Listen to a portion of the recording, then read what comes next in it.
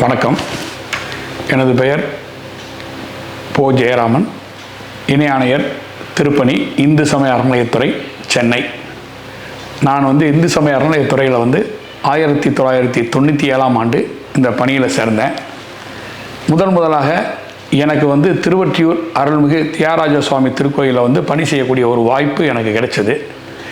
அந்த திருக்கோயில் சென்னையிலே மிக பழமையான மிகப்பெரிய திருக்கோயில்.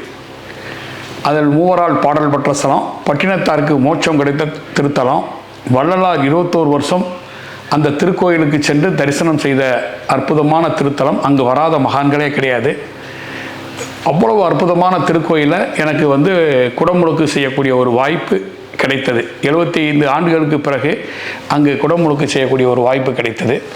அதன் பிறகு வேலூர் உதவி ஆணையராக எனக்கு பணிமாறுதல் கிடைக்கப்பட்டு, கூடுதலாக சோளிங்கர் அருள்மிகு லட்சுமி நரசிம்மசுவாமி திருக்கோயிலில் பணிபுரியக்கூடிய வாய்ப்பும் எனக்கு கிடைத்தது. அங்கு பக்தர்களுக்கு வேண்டிய வசதிகள், அந்த மலைப்பாதை பண்ணுவதற்கான வாய்ப்பு கிடைத்தது.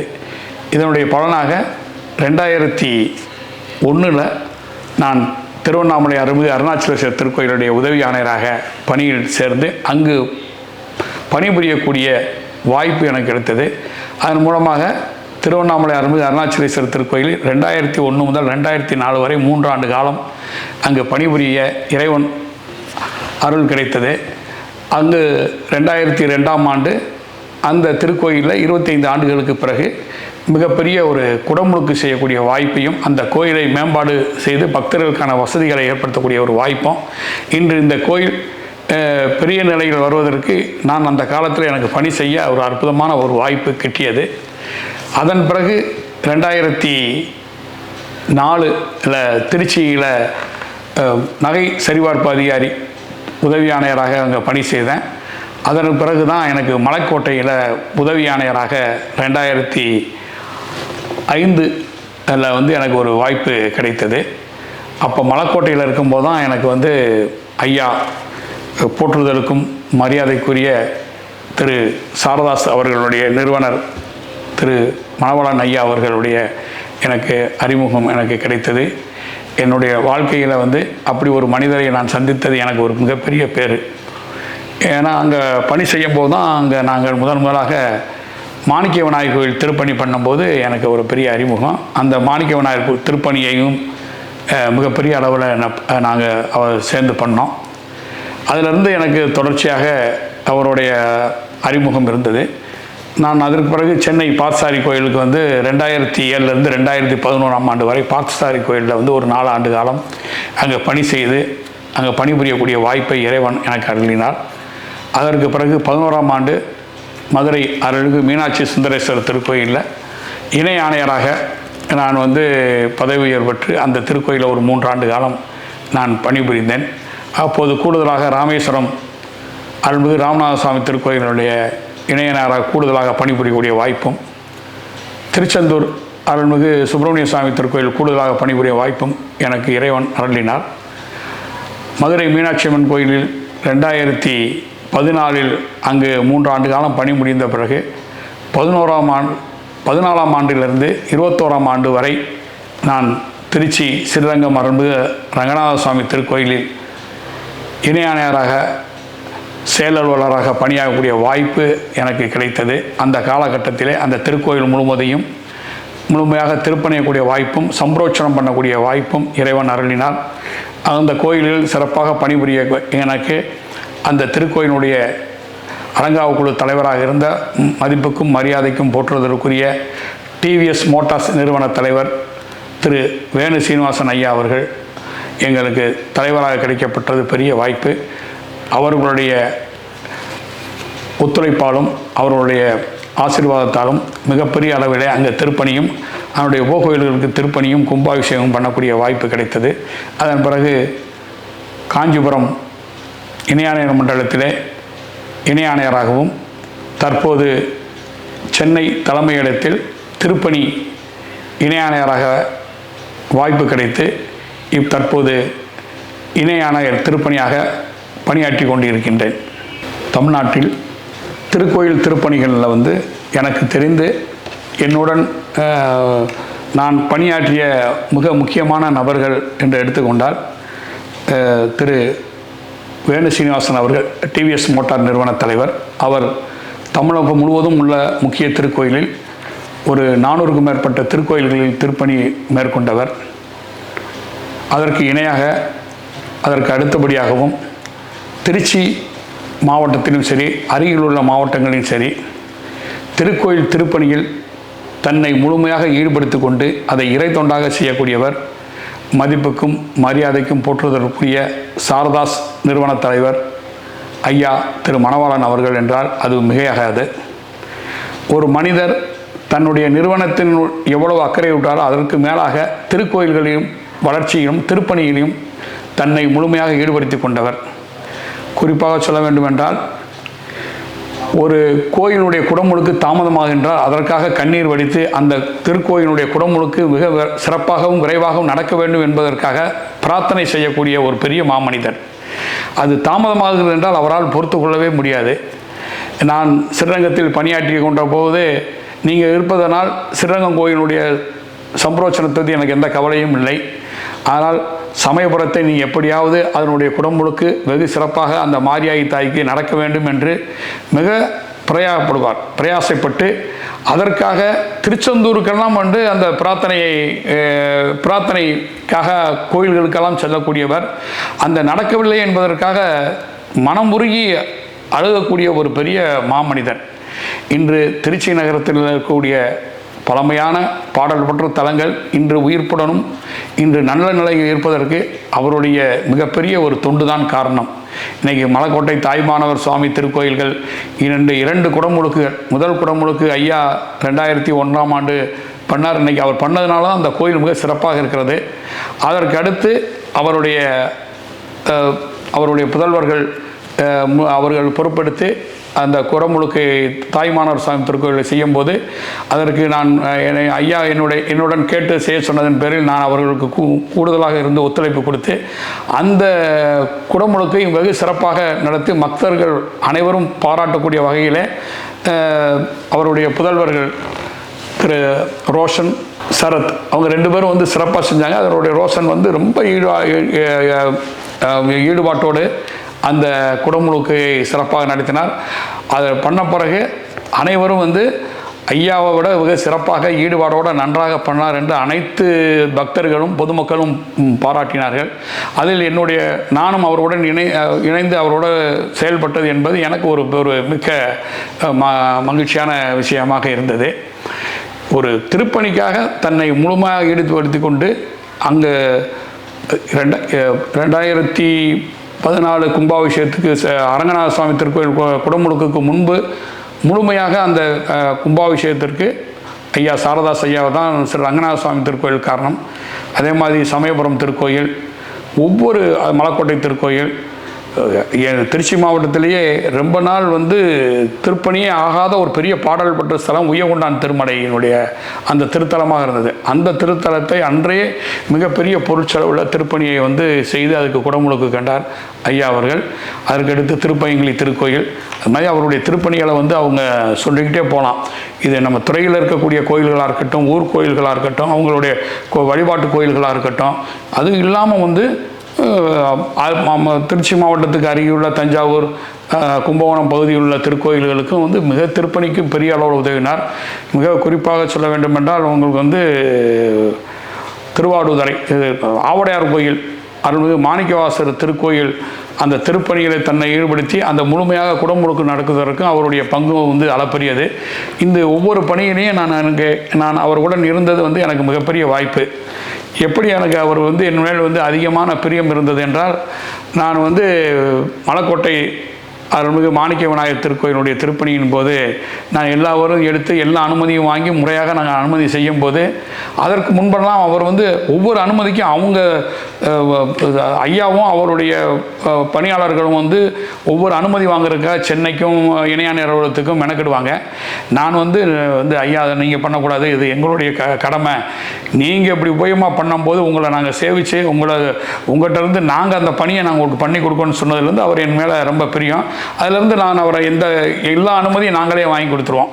அதற்கு முன்னால் பார்த்தீங்கன்னா அவங்க எல்லா அனுமதியும் வாங்குறது, சென்னை வரைக்கும் வந்து எல்லா அனுமதியும் வாங்குறது அவங்க ஐயா அவருடைய நிறுவனத்தை சேர்ந்தவர்கள் தான் பண்ணுவாங்க. அதை மாற்றின அதிலிருந்து என் மேல் வந்து அதிகமாக பிரியத்துடன் இருப்பார். இன்றைக்கி அவர் வந்து ஏன் ஐயா அவளை திருப்பணிக்கு என்ன காரணம்னு கேட்டால், நான் சாதாரண நிலையில் இருந்த என்னை இந்த இறைவன் தான் வந்து ஒவ்வொரு இன்றைக்கி சமயபுரமாக இருக்கட்டும், மலைக்கோட்டை மாணிக்க விநாயகராக இருக்கட்டும், தாய்மானவராக இருக்கட்டும், இந்த நிலைக்கு வர்றதுக்கு அந்த இறைவன் தான் காரணம் அப்படிங்கிற ஒரு பெரிய ஒரு ஆழ்ந்த இறை பக்தி கொண்டவர். இதெல்லாம் இறைவன் கொடுத்தப்பட்ட பிச்சை என்று நினைக்கக்கூடிய ஒரு மனிதர். அதனால தான் நான் வந்து திருப்பணி பண்ணக்கூடிய வாய்ப்பை, ஏன்னா பணம் இருந்தால் கூட அதுக்கான மனம் இருக்காது. அப்படிப்பட்ட மனம் படித்த ஒரு மனிதர் என் வாழ்நாளில் வந்து எப்படி டிவிஎஸ் நிறுவன மோட்டார் தலைவர் எப்படி வேணு சீனிவாசன் ஐயா எப்படி எல்லா கோயில்களுக்கும் ஈடுபாடோடு திருப்பணிகள் மேற்கொள்கிறாரோ, அவரை இந்த திருச்சி மாவட்டத்திலும் சரி அதனுடைய அருகிலுள்ள மாவட்டத்தில் உள்ள திருக்கோயில்களுக்கு வந்து தன்னை முழுமையாக ஈடுபடுத்தி கொண்டு திருப்பணி செய்த மிகப்பெரிய மனிதர். அவரோட எனக்கு பழைய காலங்கள், அவர் வந்து என்னை வந்து ரொம்ப ஈடுபாடோட, நான் மதுரையில் நான் இதை விட்டு எங்கே போனாலும் சரி என்ற வாரம் ஒரு முறையாவது என்னுடைய தொலைபேசியில் பேசுவார், எல்லா விஷயத்தையும் பகிர்ந்துக்கிறார். நான் மதுரை மீனாட்சி அம்மன் கோயிலில் இருக்கும்போது மலைக்கோட்டைக்கு திருப்பணி பண்ணுறதுக்காக என்னுடன் தொடர்பு கொண்டு நான் தான் அதுக்கான ஏற்பாடெல்லாம் பண்ணி கொடுத்தேன். எப்பயும் தொடர்ச்சியாக பேசுவார். அவரால் உடல் முடியாத காலத்தில் கூட என்னை வர வச்சு கூட என்னை வந்து என்கிட்ட வந்து ஒரு மாதம் ஒரு முறையாவது பேசினா அவருக்கு ஒரு பெரிய மன நிறைவு இருக்கும். அது ஏதோ நான் செய்த பெரிய பாக்கியமாக நினைக்கிறேன். அப்படிப்பட்ட மனிதர்களோட அவங்க என் மேலே வந்து விருப்பமாகவும் என் கூட பிரியமாகவும் இருக்கிறது இறைவனுடைய அனுகிரகமாக நினைக்கிறேன். அப்படிப்பட்ட மனிதரோடையும் அப்படிப்பட்ட நிறுவனத்தோடையும் எனக்கு தொடர்ந்து இன்றைக்கி 2005 நான் இன்று வரை அவர்களுடையும் அவருடைய புதல்வர் திரு ரோஷன் அம்மா அவங்களோடையும் நான் வந்து இன்னும் பழக்கத்தில் இருக்கிறதுங்கிறது இறைவனுடைய பெரிய அனுகிரகம். அந்த நிறுவனம் மென்மேலும் வளரணும். ஐயா வந்து அவர் வந்து நான் பொறுத்தளவில் அவர் வந்து இப்பூவலை விட்டு மறந்ததாக நினைக்கவில்லை. அவர் திருப்பணிகள் மூலம் இன்றும் வாழ்ந்து கொண்டே இருக்கிறார், இன்னும் வாழ்வார். ஏன்னா அவருடைய மற்ற எல்லாம் மறந்துடலாம், ஆனால் அவர் பெய்த திருப்பணிகள், அவருக்கு கோயில் செய்த பணிகள், இன்றைக்கி சமயபுரமாக இருக்கட்டும், இன்றைக்கி சமயபுரம் இவ்வளோ பெரிய கோயிலாக வளர்ந்ததுக்கு ஐயாவுடைய பங்கு காரணம். ஒரு 10 ஏக்கர் நிலத்தை கோயிலுக்கு எழுதி வைத்து அதற்கு பக்கத்தில் இருக்கக்கூடிய அந்த கால்வாயை வந்து 1 கிலோமீட்டர் தள்ளி போட்டு அந்த பகுதி முழுக்கும் பக்தர்களுக்காக வந்து வசதி செய்யக்கூடிய பெரிய பெரிய மனிதர். அவர் வந்து சமயபுரம் கோயிலுக்கு போகும்போது ஒரு நாள் சொல்கிறாரு, அங்கே 50,000 பெண் பக்தர்கள் வந்து அமாவாசை அன்றைக்கு படுத்திருக்கிறாங்க. அவங்க வந்து இயற்கை பாதைக்கெல்லாம் எங்கே போவாங்கிறக்காக கண்ணீர் விட்டு எப்படியாவது அவங்களுக்கெல்லாம் நம்ம வந்து வசதி பண்ணி கொடுக்கணும், நம்ம பணம் ஒன்றும் இல்லைன்னு சொல்லிட்டு அவர்களுக்காக அந்த அமாவாசை வரும் பக்தர்களுக்காக அமாவாசை மண்டபம், எண்ணற்ற திருப்பணி அப்படி சொல்லிக்கிட்டே போகலாம். அப்படி பக்தர்களுக்காக அவங்க படுற கஷ்டத்தை மாற்றணும்னு நினைக்கிறதும், இந்த கோயில்களை வந்து மேம்படுத்தணுங்கிற நினைக்கக்கூடிய மிகப்பெரிய உயர்ந்த மனிதர். அது வந்து அப்படிப்பட்ட ஒரு மனிதர் வந்து அந்த பகுதியில் வந்து திருப்பணி செய்துங்கிறது அவருடைய பணிகளை வந்து சொல்லி மாளாது. அப்படிப்பட்ட மனிதர். அவர்களோட எனக்கும் அவங்க நிறுவனத்தோடையும் எனக்கு இருக்கக்கூடிய ஒரு தொடர்பு கிடைச்சது என்பது எனக்கும் பூர்வ ஜென்மம் பண்ணும் இறைவனுடைய அனுகிரகம். எனக்கு அவர் ஐயாவை பற்றி பேசக்கூடிய ஒரு வாய்ப்பு வந்து இன்றைக்கு அவர் நினைவை போற்றக்கூடிய வகையில் வந்து ஏற்பாடு செய்ததுக்கு எனக்கு ஒரு மன நிறைவு. ஏன்னா இப்போ நான் அவரை பற்றி சொன்னதுங்கிறது வந்து ரொம்ப ரொம்ப ரொம்ப ரொம்ப ஒரு 100% சொல்ல முடியாது, அவ்வளவு குறைவானதான் சொல்லியிருக்கிறேன். அவருடைய பணிகளும் அவருடைய செயல்பாடுகளும் இன்னும் எத்தனையோ மடங்கு. அப்படிப்பட்ட ஒரு மாமனிதர். அவர் வந்து இன்றும் மறையவில்லை. அவர் எப்பவும் வாழ்ந்து கொண்டே இருக்கிறார். மற்றவர்களுக்காகவும் இந்த திருக்கோயில் திருப்பணிக்காக வாழ்ந்த மனிதர் மறைவதில்லை, எப்போதும் நம்மளோடு இருக்கிறார் என்பது உண்மை. ஒரு சாதாரண எளிய மக்கள் அவர்கள் வந்து நம்ம கடைக்கு வந்தாங்கன்னா அவங்க ஒரு மன நிறைவாக அவங்க துணி எடுத்து அந்த தீபாவளியையோ ஒரு பண்டிகைகளையோ அவங்க வந்து சிறப்பாக கொண்டாடணும். குறைந்த விலையில் வந்து தரமான துணிகளையும் அவங்களுக்கு வந்து மிக மிக குறைந்த லாபத்தில் வந்து அதிக மக்களை சென்றடையக்கூடிய ஒரு பெரிய உன்னத நோக்கம்தான் அந்த நிறுவனத்தை மிகப்பெரிய அளவில் வளர்த்துது. அவர் எப்பயுமே சொல்வார், நம்ம நிறுவனம் வந்து மற்ற எல்லாரையும் விட நம்ம குறைவான விலையை கொடுத்து எளிய மக்களுக்கு சென்றடையணும். அவருக்கு பார்த்தீங்கன்னா அவங்களுடைய கஸ்டமர் பார்த்திங்கன்னா மிக மிக சாதாரண நிலையில் இருக்கக்கூடியவர் வந்து உயர்ந்த அதிக வசதியுள்ள மக்கள், எல்லா தரப்பு மக்கள் இருக்கக்கூடிய வகையில் தான் அவர் வந்து பண்ணியிருக்கிறாரு. ஏன்னா அது வந்து ஒரு தொழிலில் வந்து ஒரு பெரிய ஒரு சாம்ராஜ்யம்.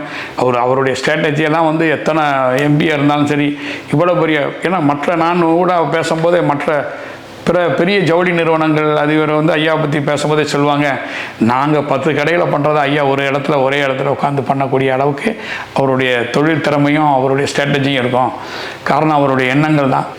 அவர் வந்து தொழில் மட்டும் இல்லை, எல்லா வகையிலுமே அவருடைய செயல்பாடுகள் வந்து மிகவும் போற்றக்கூடிய வகையில் தான் இருக்கும் அவருக்கு. ஐயா வந்து சமயபுரம் மாரியம்மன் திருக்கோயிலில் வந்து மிகுந்த ஈடுபாடு கொண்டவர். அங்கே பார்த்தீங்கன்னா சமயபுரம் மாரியம்மன் கோயில், அரங்கநாத சுவாமி திருக்கோயில், அதே மாதிரி வந்து இங்கே வந்து அருள்மிகு தாய்மானசம், அவர் 3 கோயிலும் வந்து பார்த்திங்கன்னா மிக அதிக அளவில் ஒரு நாள்தோறும் அந்த கோயில் போயிட்டு கடையை திறக்கக்கூடிய அளவில் வந்து அவருடைய நித்திய பணிகளில் இருக்கும். அப்படி இருக்கக்கூடியதில் வந்து சமயபுரத்தில் வந்து அவ்வளவு ஈடுபாடு. இந்த கோயில் வந்து இவ்வளோ சிறுசாக இருக்குது, இதை நல்லா பண்ணணும், நம்ம இருக்கிற கடை எப்படி இருக்கோ அதே மாதிரி வந்து அந்த மாரியாயி இருக்கக்கூடிய அந்த திருக்கோயிலானது மிகப்பெரிய அளவில் திருப்பணி பண்ணணுங்கிற எண்ணம் வந்து அவருக்கு ஆரம்பத்திலேருந்து இருந்தது. அதற்காக ஒவ்வொரு முறையும் ஒவ்வொரு திருப்பணிகளும் நடக்கும்போது தன்னை முழுமையாக ஈடுபடுத்திக் கொள்வார். அங்கே வந்து அவங்க வந்து ஒவ்வொரு பணியிலையும் அந்த கோயிலை விரிவாக்கம் பண்ணணுங்கிறது அவருடைய மிகப்பெரிய கனவு. அதுக்காக வந்து இடமெல்லாம் இல்லாத போது தான் 10 ஏக்கர் இடம் தனக்கு அவருடைய பேரில் வாங்கியிருந்த இடத்த வந்து கோயிலுக்கு தானமாக கொடுக்குறாரு. தானமாக கொடுத்து அதை வந்து விரிவாக்கம் பண்ணுறாரு. விரிவாக்கம் பண்ணிவிட்டு இடையில ஒரு சின்ன நிகழ்வு, அவர் ராஜகோபுரம் பண்ணணுங்கிற இந்த திருப்பணியோட ராஜகோபுரம் பண்ணுறாரு. ராஜகோபுரம் கருங்கல் திருப்பணி வரைக்கும் பண்ணுறாரு. ஒரு சூழ்நிலை ராஜகோபுரத்துடைய மேல்பாதி வந்து அந்த இன்னொரு உபயதாரர் மூலமாக அவங்க திருப்பணி பண்ணும்போது ஏதோ ஒரு காரணத்தினால அந்த இன்னொரு உபயதாருக்கு வந்து அந்த பணி போயிடுச்சு. அதை எப்படியாவது அதை வாங்கி முழுமையாக திருப்பணி பண்ணணுங்கிற அளவுக்கு வருது. அதை எல்லா திருப்பணியும் நம்மளே பண்ணணுங்கிற அளவுக்கு ஒரு ஈடுபாடு கொண்ட ஒரு இறைப்பணியாளர் தான் வந்து ஐயா சாரதாஸ் ஐயா அவர்கள். எனக்கு வந்து ஐயாவோட வந்து 2005 தான் எனக்கு ஐயாவோட அறிமுகம். அப்போ தான் வந்து அவர் வந்து எப்படி ஒவ்வொரு கோயிலையும் திருப்பணியில் தன்னை முழுமையாக ஈடுபடுத்திட்டு எவ்வளவு திருப்பணி பண்ணுறாரு, யார் திருப்பணி கேட்டாலும் அவ்வளவு ஈடுபாடாக செய்யக்கூடிய. அப்படி இருக்கும்போது சமயபுரத்தில் வந்து அந்த கோயிலில் ஒவ்வொரு நிகழ்வும், நான் வந்து மலைக்கோட்டையில் வந்து உதவி ஆணையராக ஓராண்டுக்கு பணியாற்றினேன். எங்கள் கோயிலில் ஒரு சின்ன வேலையாக இருந்தாலும் சரி, ஒரு குண்டூசி இல்லைனா கூட அதை கொடுக்கக்கூடியவர், எல்லா வேலையும் தன்னை இழுத்து போட்டு அந்த கோயிலில் முழுமையான பணிகளை செய்ய சொல்லக்கூடியவர் வந்து ஐயா அவர்கள். அப்போ சமயபுரத்தை வந்து அவர் வந்து ஆரம்பத்திலேருந்து அவருடைய பெரிய கனவு அவருக்கு. அவர் இந்த கோயிலை வந்து மிகப்பெரிய அளவில் மிகப்பெரிய கோயிலாக உருவாக்கணும்.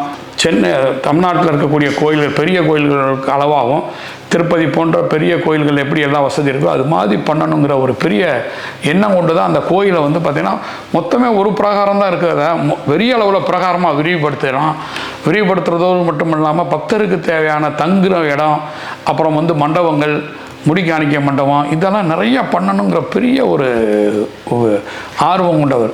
அதுக்கு அந்த கோயிலில் இடமே இல்லை. யாருமே பாருங்கள், அன்றைக்கி அந்த இடத்தினுடைய மதிப்பு எத்தனையோ கோடி மதிப்பு இருக்கும். இருந்தால் கூட அந்த 10 ஏக்கர் இடத்த வாங்கி அந்த கோயிலுக்காக தானம் கொடுத்து கோயிலுடைய மதில் சுவருக்கு பக்கத்தில் இருக்க கால்வாயை வந்து அது அரசினுடைய அனுமதியை பெற்று எல்லா துறையில் போய் அனுமதி வாங்கி அந்த கால்வாயை மாற்றி தள்ளி ஒரு கிலோமீட்டர் தள்ளி அதை டைவர்ட் பண்ணி அந்த கால்வாயையும் அமைச்சு அதுக்கான செலவை எடுத்து அத்தனை பணியை செஞ்ச பெருமை வந்து ஐயா தான் சாரம். இன்று இந்த சமயபுரம் கோயில் இன்றைக்கு மிகப்பெரிய அளவில் இருக்கிறதுக்கு அவருடைய திருப்பணியும் அவருடைய பங்கு பெரிய ஒரு பங்கு தான். ஐயா அவர்கள் வந்து ஒரு மிக கஷ்டப்பட்டு ஒரு உயர்ந்த இடத்துக்கு வந்தார். நான் கூட ஐயாட்ட சொல்லுவேன் வந்து என்ன ஐயா அப்படின்னு சொல்லும்போது, நான் இங்கே திருச்சியில் வந்து எனக்கு ஒரு சின்ன கடை கிடைக்காதான்னு நினைக்கும் போது இன்றைக்கி பகவான் வந்து இறைவன் வந்து எனக்கு இவ்வளோ பெரிய நிறுவனத்தையும் இவ்வளோ பெரிய இதை வந்து வாய்ப்பையும் எனக்கு கொடுத்துருக்குறாரு அப்படின்ட்டு அதை மற்றவங்களுக்காக பண்ணணும்னு நினைப்பார். ஒரே அவர் வந்து ஆடம்பரமாகவோ அப்படி இருக்கிறவங்களுடைய எண்ணமே இருக்காது. பார்த்திங்கன்னா மிக எளிமையாக ரொம்ப எளிமையாக இருப்பார். அதே மாதிரி வந்து எத்தனை பேர் வந்தாலும் அவங்கள உபசரித்து, நான் கடைக்கு வந்தால் எங்களெல்லாம் சாப்பிடாமல் அனுப்பவே மாட்டார். அப்படி வந்து மரியாதையாகும். கோயிலில் இருக்கக்கூடிய அலுவலர்களை வந்து மிக மதித்து அவங்க இறைப்பணி செய்கிறாங்க, அதுக்கான வாய்ப்பை கடவுள் கொடுத்துருக்கறனால அவங்க மேலே ஈடுபாடும் அவங்க மேலே ரொம்பவும் பிரியமும் உள்ளவர் தான். ரொம்ப பார்த்திங்கன்னா இவ்வளோ பெரிய வசதி வாய்ப்புகள் வந்த பிறகு எளிமையினுடைய இலக்கணமாக ரொம்ப சிம்பிளிசிட்டியாக ரொம்ப தன்னடக்கத்தோடு வாழக்கூடிய ஒரு மனிதர் அவர். அவருடைய நான் வந்து எப்போ சந்தித்தாலும் அவருடைய மாடியில் இருக்கக்கூடிய அவருடைய அறைக்கு தான் வருவேன். அவர் எல்லா காலகட்டத்திலையும் பார்த்திங்கன்னா அதே அந்த வெள்ளை வேஷ்டி, அந்த வெள்ளை சட்டை, அதில் ஒரு எளிமையாக ரொம்ப ஒரு பயபக்தியாக அதை அந்த நிறுவனத்தை அவர் கொண்டு செல்கிற விதமும் அதே மாதிரி அவரை தேடி வரக்கூடிய உதவி கேட்டு வரக்கூடியவங்களுக்கு அவங்களால வந்து திருப்பணியாக இருந்தால் முழுமையாகவும் மற்ற விஷயங்களில் அவருக்கு என்ன அது சரின்னு படுதோ அதுக்காக நிறைய அளவில் வந்து உதவிகள் புரிந்த ஒரு தர்மவான்தான் சொல்லலாம். அவர் வந்து இறைவன் வந்து அந்த நிறுவனத்து மூலம் அவர் வந்து பொருளீட்டிய விஷயங்களை வச்சு அவர் வந்து இன்னும் சொகுசாக வாழ்ந்திருக்கலாம், எப்படியெல்லாம் இருந்திருக்கலாம். அந்த சிந்தனைலாம் இல்லாமல் அந்த பகுதியில் இருக்கக்கூடிய கோயில்கள் திருப்பணி பண்ணணும், அதை மேம்படுத்தணும்னு நினைக்கும் போது அதை முழுமையாக புரிந்து கொள்ளாமல் வந்து ஏதோ அவர் வந்து கோயில்களை வந்து இடத்தை அபகரிக்கிற மாதிரி ஒரு தவறாக ஒரு புரிதலோட அவருக்கு எதிராக செயல்படக்கூடியவர்கள்லாம் அப்படி பண்ணும்போது அதை பற்றி அவர் வந்து அது உண்மை இல்லை, அதில் ஒரு 100% உண்மை இல்லை. ஏன்னா அது நாங்களாம் கூட எங்களுக்கு தெரியும். நான் நிறையா கோயில் திருப்பணி பண்ணியிருக்கேன். அவர் வந்து யாருக்கும் சின்ன இடையூறு இல்லாமல் யாருடைய மனமும் நோகாமல் ஒரு நல்ல காரியம் செஞ்சால் கூட மற்றவர்களுக்கு தொந்தரவு இல்லாத வகையில் செய்யக்கூடிய நினைக்கப்பார். ஏன்னா குறிப்பாக சொன்னால் மாணிக்க விநாயகர் கோயில் திருப்பணியை வந்து நாங்கள் பார்த்திங்கன்னா ரொம்ப அதனுடைய ஃபால் சீலிங் வந்து ரொம்ப குறைவாக இருந்தது. அந்த அதுவும் பார்த்தீங்கன்னா உத்தரம் கல்லெல்லாம் பார்த்திங்கன்னா அந்நியவனாக ரொம்ப மோசமாக இருக்கும். அப்படிப்பட்ட திருப்பணி அவர் பண்ணும்போது நைட்டு 10 மணிக்கு மேலே கோயில் நட சாத்தின பிறகு திருப்பணி ஆரம்பிப்பாங்க. காலையில் 5 மணிக்குள்ளே திருப்பணியை முடிச்சுட்டு அந்த இப்படி ஒரு திருப்பணி நடக்கிறது அங்கே இருக்க பக்தர்களுக்கு என்ன நடக்குதுன்னு தெரியாத அளவுக்கு மறுநாள் பூஜை பெர்ஃபார்மன்ஸ் மற்றெல்லாம் அப்படியே நடக்கும். எந்த சின்ன இடையூறு கூட இருக்காது. திருந்து பார்த்து ஒரு 6-7 மாதம் கழித்து பார்த்தா மிக பிரம்மாண்டமான ஒரு கோயில் திருப்பணி, ஒரு 16 அடி ஃபால் சீலிங்கில் ஒரு 8 அடியில் இருந்தது வந்து 16 அடிக்கு ஃபால் சீலிங் போட்டு அந்த தங்க விமானம் பண்ணி, அதாவது கோயிலில் இருக்க பக்தர்கள் அந்த பிரதட்சணை வர்றதுக்கு இடையூறுக்காக பக்கத்தில் இருக்கக்கூடிய தனியாருக்கு சொந்தமான இடங்களை விலைக்கு வாங்கி அவங்களுக்கான அந்த இடத்த வந்து பார்த்திங்கன்னா 5 ரூபா மதிப்பிற்கு 15 ரூபா கொடுப்பாரு. 10 ரூபா மதிப்புனா 30 ரூபா கொடுத்து அவங்களும் பார்த்திங்கன்னா ஒரு சில பேர் அதுக்கு புரிஞ்சுக்கிறாமல் வந்து இந்த நேரத்தை பயன்படுத்தி அவர்கிட்ட கேட்டால் கூட சரி பகவானுக்கு தானே நம்ம கடவுளுக்காக செய்கிறோம், கடவுள் கொடுக்குறாரு அப்படிங்கிறதுக்காக அதெல்லாம் வாங்கி அவங்களுக்கு பக்தர்களுக்கு வசதிகளை ஏற்படுத்தி கொடுத்து அதை மேம்படுத்துகிறார். இன்றைக்கி மாணிக்க விநாயகர் கோயில் பார்த்திங்கன்னா இவ்வளோ பெரிய அளவில் இருக்கிறதுக்கு காரணம் அதுதான். உங்களுக்கு நான் கூட சொல்லுவேன், என்னங்கயா இருக்குது திருப்பணி பண்ணால் போதுன்னு நினைப்பேன். இல்லை இன்னும் நல்லா செய்யணும். ஏன்னா அவருக்கு இந்த இடத்துல அவர் போட்ட அவர் இறைவனுடைய அனுகிரகத்தால் இன்றைக்கி நம்ம நல்லா இருக்கணுங்கிற எண்ணம் கொண்டவர். அதனால் வந்து பார்த்திங்கன்னா மாணிக்க விநாயகர் கோயிலாக இருக்கட்டும், உச்சி பிள்ளையாராக இருக்கட்டும், தாய்மானவராக இருக்கட்டும், அத்தனை திருப்பணிகளையும் தன்னை முழுமையாக ஈடுபடுத்தி கொண்டு தன்னை வந்து திருப்பணி செய்தவர் தான் ஐயா அவர்கள். ஐயாவோட ஒரு பெரிய சந்தோஷமாக அவர் ரோஷன்ட்ட வந்து நீ ஏதாவது திருப்பணி சம்மந்தப்பட்டது குடமுழுக்குன்னா என்கிட்ட கலந்து பேசிக்கன்னு அவர் நான் ஸ்ரீரங்கத்தில் இருக்கும்போது ஐயா சொன்னார். அதன் அடிப்படையில் தான் நாங்கள் வந்து நானும் திரு ரோஷனும் வந்து ஸ்ரீரங்கம் கோயில் கும்பாபிஷேகம் முடிஞ்ச உடனே மலைக்கோட்டை கும்பாபிஷேகத்தை மிக குறுகிய காலத்தை ஏற்படுத்தி மிக சிறப்பாக பண்ணக்கூடிய ஒரு வாய்ப்பு. இப்போ எல்லாமே வந்து அங்கே புதிய மரக்கதவுகளாக இருக்கட்டும், கொடிமரம், மலை மேலே இருக்க யாகசாலைகள், மின் அலங்காரம் எல்லாமே வந்து ரொம்ப பிரம்மாண்டமாக நல்லா பண்ணக்கூடிய ஒரு வாய்ப்பு கிடைச்சது. எனக்கு அது ஒரு பெரிய ஒரு மன நிறைவு தான். அதாவது எப்பயுமே பார்த்திங்கன்னா அந்த ஐயாவுக்கு அடுத்த தலைமுறையுடைய வந்து படிக்கக்கூடிய வாய்ப்பு வந்து எல்லாரோடையும் பெரியவங்களோட பழகுவோம். நான் வந்து நிறையா பெரிய நிறுவனங்கள் அவங்களுக்கு அடுத்து பார்த்திங்கன்னா அடுத்த தலைமுறை அவங்களுடைய ஜென்ரேஷனோட பழகக்கூடிய வாய்ப்பு கிடைக்காது. ஆனால் எனக்கு வந்து ஐயாவோட எப்படி பழகணும்னா அதே மாதிரி அவருடைய குடும்பத்தாரோடையும் அவருடைய புதல்வர் திரு ரோஷன் கூடயும் பெரிய வளரக்கூடிய வாய்ப்பு வந்து எனக்கு இன்றைக்கு வரைக்கும் வந்து இருக்குதுங்கிறது எனக்கு பெரிய வாய்ப்பு. ஏன்னா நான் எல்லா பெரிய நிறுவனங்கள், எல்லா பெரிய தொழிலதிபர்களோடையும் எல்லா பெரியவங்களோடையும் பழகக்கூடிய வாய்ப்பு இந்த கோயிலில் இருக்கிறனால இந்த இறைவனுடைய அனுகிரகத்தில் எனக்கு அந்த கிடைச்சது. பட் சொன்னது மாதிரி அடுத்து இந்த வாய்ப்பு வந்து பார்த்திங்கன்னா எனக்கு ஐயாவோடையும் பழகினேன், ஐயாவோட சன்னோட பழகக்கூடிய ஒரு வாய்ப்பு இருந்தது. அது ஒரு பெரிய வாய்ப்பு தான் உங்களுக்கு எனக்கு. அப்படிப்பட்ட மாமனிதரை இந்த நாளில் பற்றி பேச வாய்ப்பெடுத்த நிறுவனத்திற்கு எனது நன்றியை தெரிவித்துக் கொள்கிறேன்.